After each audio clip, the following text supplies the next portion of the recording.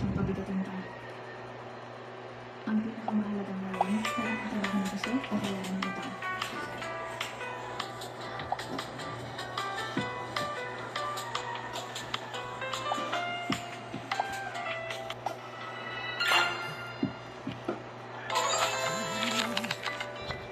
Matatapos na ito, bukas lang, kapag tinanong mo siyang ang kontrata nito, tapos na ang 2 taon ng kaso.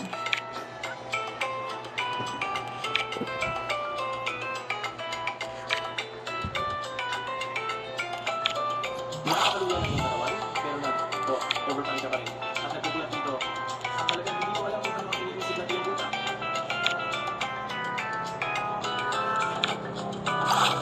Sabi ng business department, si Miss Wen, pag nakakawag na rin ang ano ng kaso, nasa right, sa bahay, napakahirap niya. Siguro, kailangan niya ng pera sa bagay. Inayos mo, butas mo ang employee recognition assembly. Ang premium para sa first excellent employee, ay 3 million piso. Ganun kalaki. Isang excellent employee, kailangan pa ba natin piliin? Presidently, kung alam ibigay natin na benepisyo.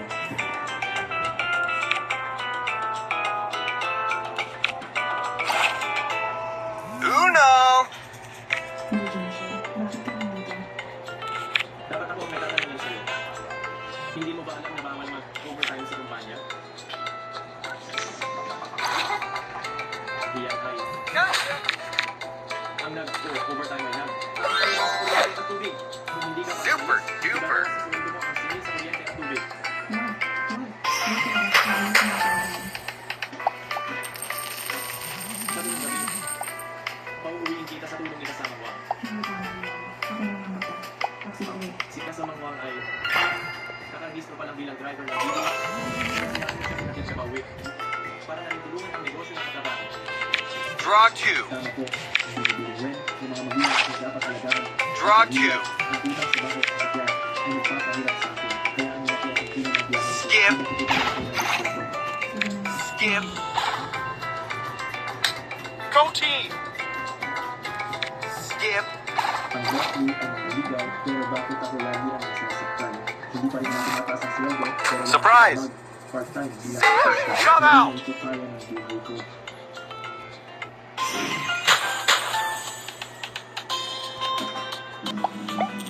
Yan, ito na ang sabi. Tatlong kaso ang kinuha mo. Grabe naman ang kasipagan mo.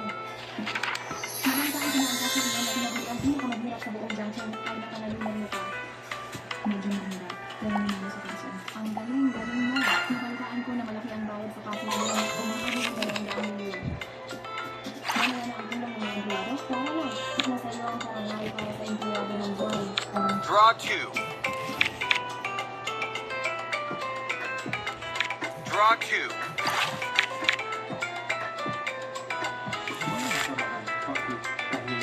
Hanggang sa katapusan ng buwan ito, formal na lumagpas sa 500 milyong piso ang kita ng ating law office. Ngayon, igagawad ko ang Best Employee Award para sa quarter na ito. Ang empleyadong ito, sa loob lamang ng maikling araw, nagbigay ng Uno! 100 milyong piso na kita sa kumpanya at matagumpay na natapos ang KPI ng Red! kumpanya. Kaya naman, nagdesisyon ang kumpanya. Uno. Nagyan ng gantimpala. Skip. Sa 3 milyong piso ang empleyadong ito. Skip. Hindi ko alam kung ano ang kaso ilan. Sino ang nanalo? Ako ang bonus. Uno! Well, Hen, sigurado ikaw ang tinutukoy mo. Maliban sa'yo, sino ba ang makakakuha ng kaso na 200 Uno! piso? Kapag nakuha mo na ang bonus, kailan natin ang bigyan ng kaso? Diba, ikaw na ang tinanong. Ako ang naliliban mo. Surprise. Super Naging ang duper. Hindi pa na. Ano siya ng kumpanya ang best employee?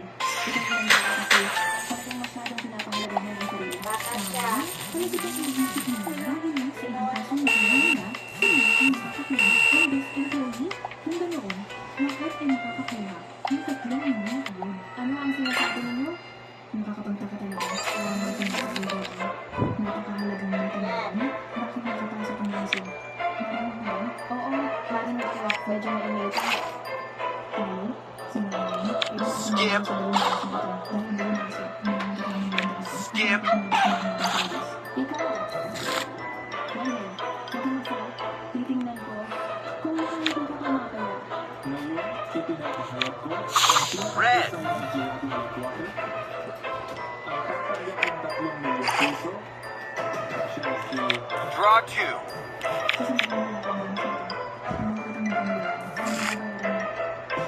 Uno. ang nagwagi sa Best in Show Award, Shenlong. Green. Palakpakan natin siya. Draw 2. Super duper. Halagang 2 bilyon? Hindi ba ikaw ang humawak niyan? Tama. Napakasipag ni Wenheng. Nakikita namin yung yun. Samantala, si Shenlin, simulahan na. Araw na napakagalo at puro kalokohan. Ano siya naging best employee? Ako ay nagpapasalamat sa law firm at nagpapasalamat ako kay Vice President John sa pagbigay sa akin ng pagkakataong umakyat at umulit ng pera. Pangako, hindi ko bibiguin ang mga inaasahan ni Vice President John.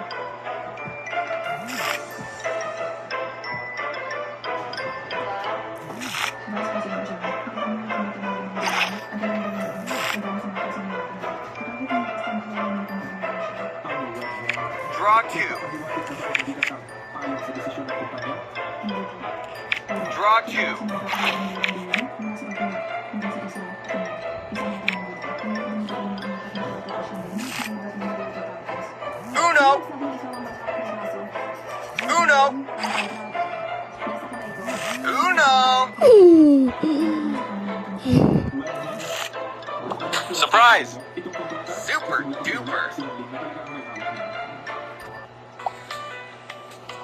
Vice President John, ganun ang aking Wenheng. Kailangan mo akong ipagtanggol. Natural lang natutulungan kita. Hindi ko lang ang nakasabi ko yung sikat. Nagawag siyang kawalan ng dito. Uno.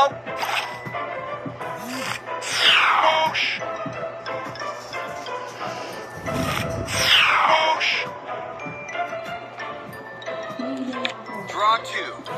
Vice President John, kung tutulungan mo ako, Uno. Draw 2. kita na gusto pagkatapos. Skip. Kayong dalawang magkasundo, aking talaga. Uno. Hindi mo pwedeng basta sabihin yan. Ang law firm namin ay may rule culture, hinihikayat namin ang malakas na kompetisyon sa mga employees. Kung wala kang kakalang pagpiliin ng 2 Uno. sino ang sisisihin mo? Tama. Sa huli, wala ka talagang kakalahan. Tatawagan ko na si GM Chen ngayon. Ang aking mintis na Uno.